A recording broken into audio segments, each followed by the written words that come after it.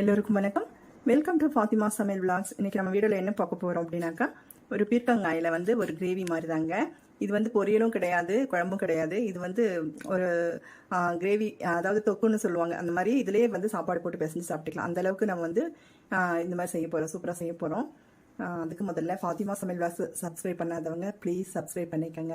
பக்கத்தில் இருக்கிற பெல் ஐக்கானை கிளிக் பண்ணிக்கோங்க. அப்போ தான் நம்ம அடுத்தடுத்து போடுற வீடியோ உங்களுக்கு அப்டேட்டாக வந்துட்டே இருக்கும். நீங்கள் கொடுக்குற ஒவ்வொரு சப்போர்ட்டு தான் எங்களுக்கு மேலும் மேலும் வீடியோ போடுறதுக்கு ஒரு உற்சாகத்தையும் மகிழ்ச்சியை கொடுக்குங்க. இப்போ வாங்க வீடியோக்குள்ளே போகலாம்.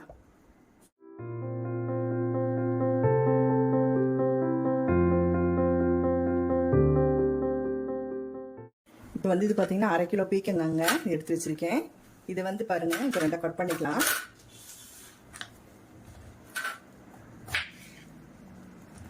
இப்படி ரெண்டாக கட் பண்ணியாச்சு. பண்ணிவிட்டு இந்த முனைப்பகுதி இப்படி கட் பண்ணிக்கலாம். இது பார்த்தீங்களா, நான் ஏற்கனவே பொரியல் ரெசிபியில் நான் சொல்லியிருக்கேன். இதை லைட்டாக நீங்கள் கொஞ்சோண்டு கட் பண்ணி நீங்கள் வாயில் போட்டு அப்படியே மென்று சாப்பிட்டு பாருங்கள், கசப்புத்தன்மை இருக்கா அப்படின்னு சொல்லிட்டு பொரியல் வீடியோவில் நான் சொல்லியிருக்கேங்க தெளிவாக. அந்த மாதிரி பார்த்துக்கோங்க. இப்போ நான் இப்போவே செக் பண்ணி பார்த்துட்டேன், சூப்பராக இருக்குங்க, நல்லா இருக்குது. இதை வேண்டியதில்லை, இதை தூக்கி வீசிடுவோம். இப்போ இது என்ன பண்ணலாம் அப்படின்னா, நம்ம ஃபுல்லாக நம்ம எடுக்க வேண்டியது இல்லைங்க. இந்த மாதிரி இருக்கும் இல்லைங்களா, நம்ம காய் சீவரத்தை வச்சு லைட்டாக மேல் தோலை மட்டும் இப்படி எடுத்துக்க போகிறோம். இந்த மாதிரி இப்படி எடுத்துக்கலாம். ஃபுல்லாக எடுக்க வேண்டியதில்லை, பொரியலுக்கு தான் கொஞ்சம் நல்லா எடுக்கணும். இது பிஞ்சு காய், அதனால் இப்படி எடுத்துக்கலாம். பார்த்தீங்களா,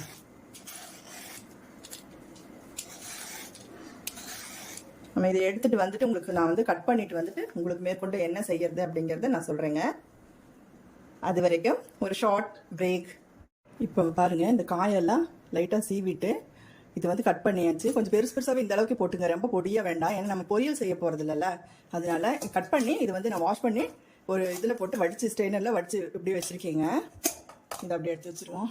இது பார்த்தீங்களா, இந்த மாதிரி தோடு, இது வேஸ்ட்டு வேண்டாம். அடுத்தது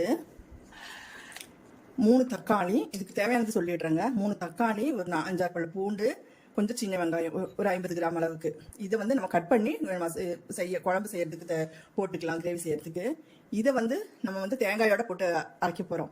இது பார்த்தீங்கன்னா ஒரு 1/4 மூடி தேங்காய் ரொம்ப அதிகமாக வேண்டாங்க, உங்களுக்கு தேவையான அளவு வச்சுக்கலாம். இருந்தாலும் ஒரு அரை மூடியில் நான் சின்ன சைஸ் மூடியிலேயே ஒரு 1/4 மூடி தாங்க எடுத்து வச்சுருக்கேன் நான். அரை மூடியில் 1/4 மூடி. அப்புறம் பார்த்தீங்கன்னா கொஞ்சமாக கொஞ்சம் சின்ன வெங்காயம் இந்த அளவுக்கு, ஒரு 5-6 பல் பூண்டு, இதையும் போட்டுக்கலாம். இது கூட ஒரு குட்டி டீஸ்பூன் சீரகம், அவ்வளோதான். இதை என்ன பண்ண போகிறோம் அப்படின்னா, நம்ம மிக்சி ஜாரில் போட்டு அரைச்சிக்கலாம். மிக்சி ஜாரில் இப்படி போட்டு அரைச்சிட்டு வந்துடலாங்க. அரைச்சிட்டு வந்துட்டு இதையும் எல்லாம் கட் பண்ணி வச்சுட்டு அப்புறம் குழம்பு செய்ய ஆரம்பிக்கலாம். இப்போ பாருங்கள், தக்காளி குட்டி குட்டி தக்காளி 3, வெங்காயம், காய்ச்ச வெங்காயம் எல்லாம் கட் பண்ணி வச்சாச்சுங்க.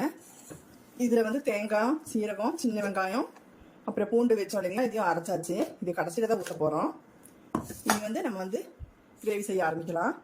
இப்போ கேஸ் ஆன் பண்ணிக்கலாங்க. ஒரு கடாயை வச்சுட்டேன். காஞ்சோடனே எண்ணெய் ஊற்றிக்கலாம். தேவையான அளவு தேங்காய் எண்ணெய் ஊற்றிக்கிறேங்க.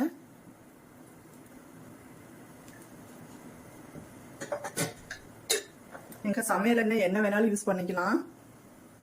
எண்ணெய் காஞ்சிச்சுங்க, கடுகு போட்டுக்கலாம். கடுகு உளுந்து பருப்பு, அடுத்தது சின்ன வெங்காயம் பூண்டு ஒன்றா போட்டுக்கலாங்க, வதங்கட்டும். ஒரு கட்டு கருவேப்பிலை போட்டுக்கலாம்.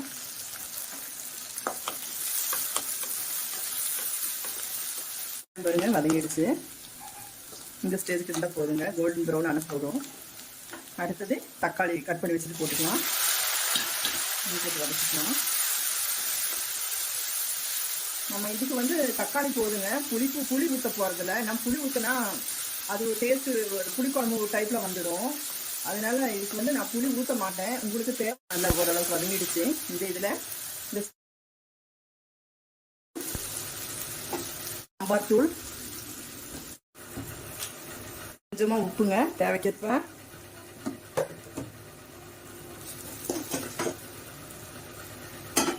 அடுத்தது இந்த காயை போட்டுக்கலாங்க. கட் பண்ணி வச்ச காயை போட்டு அப்படி வதக்கி விடுவோம்.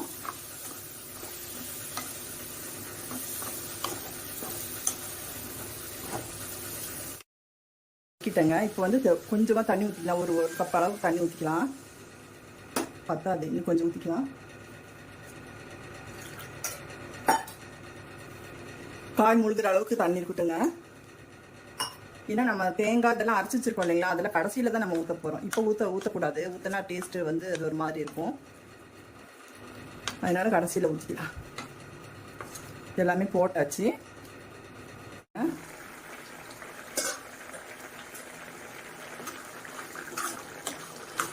பாருங்க, நம்ம ஊற்றின தண்ணியெல்லாம் வத்திடுச்சு. வெந்திருக்கான்னு பார்க்கலாம். ஓ, சூடாக இருக்குது. நல்லா குழஞ்சிருச்சு பாரு. இதை பார்க்கும்போதே தெரியுது நல்லா காய் வந்துருச்சு. இந்த ஸ்டேஜில் நம்ம அரைச்சி வச்சு தேங்காய் விழுது அதில் ஊற்றிடலாம்.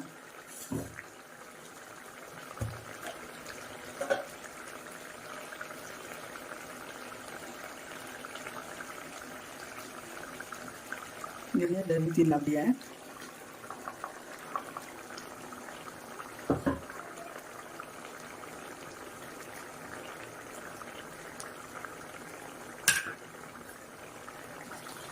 கொதிக்க வேண்டாம். எனக்கு இந்த ஸ்டேஜில் உப்பு செக் பண்ணி பார்த்தா கொஞ்சம் பத்தலை, அதனால நான் கொஞ்சம் போடுறேன். எப்பவுமே நம்ம வந்து உப்பு பிகினர்ஸ்க்கு நான் சொல்கிறேங்க, நம்மள மாதிரி எக்ஸ்பீரியன்ஸ் இருக்கிறவங்களுக்கு நம்ம வந்து எல்லாமே உப்பு காரம் எல்லாம் ஒரு நம்ம ஸ்பூன் அளவு கூட தேவைப்படாது. நம்ம அப்படியே போட்டுக்கலாம்.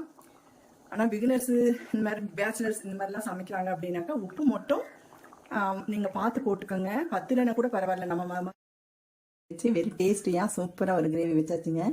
இது பார்த்தீங்கன்னா சாப்பாட்டுக்கு, ஒயிட் ரைஸுக்கு, இட்லி, தோசை, சப்பாத்திக்கு எல்லாத்துக்குமே மிக அருமையாக ரொம்ப காம்பினேஷனாக இருக்குங்க.